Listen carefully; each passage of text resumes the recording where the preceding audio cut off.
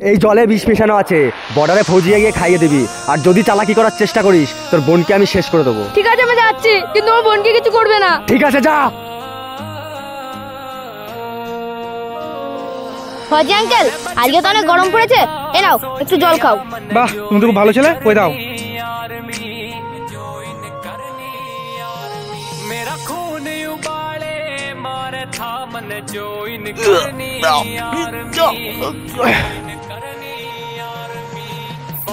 ওই তুই এখন এখান থেকে যা।